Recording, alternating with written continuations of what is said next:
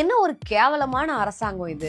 888 கோடி ஊழல் நடந்திருக்கு அப்படின்னு அமலாக்கத்துறையிட்ட இருந்து செய்தி வெளியாயிருக்கு. அரசாங்க வேலை வேணும்னா 25 லட்சத்துல இருந்து 35 லட்சம் வரைக்கும் கட்டணும்.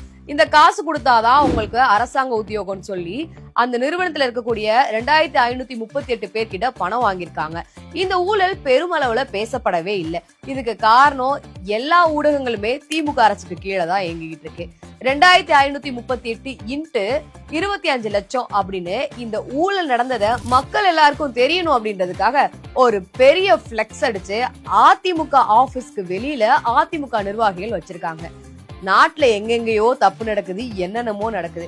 அதெல்லாம் தட்டி கேட்க வேண்டிய தமிழக அரசுக்கு கீழே இயங்கக்கூடிய காவல்துறையினர் அங்கெல்லாம் போய் நிக்க மாட்டாங்க. ஆனா அரசாங்கத்துக்கிட்ட அப்ரூவ் வாங்காம எதுக்கு இந்த கட் அவுட்டை வச்சிருக்கீங்கன்னு அந்த கட் அவுட்டை உடனடியா அங்க இருந்து ரிமூவ் பண்ணிருக்காங்க. இதுல இருந்து என்ன தெரியுது நமக்கு? நாங்க ஊழல் இப்படிதான் பண்ணுவோம், அதை நீங்க யாராவது தட்டி கேட்டீங்கன்னா அதுக்கு நாங்க இப்படிதான் செயல்படுவோம் அப்படின்னு சொல்றாங்க.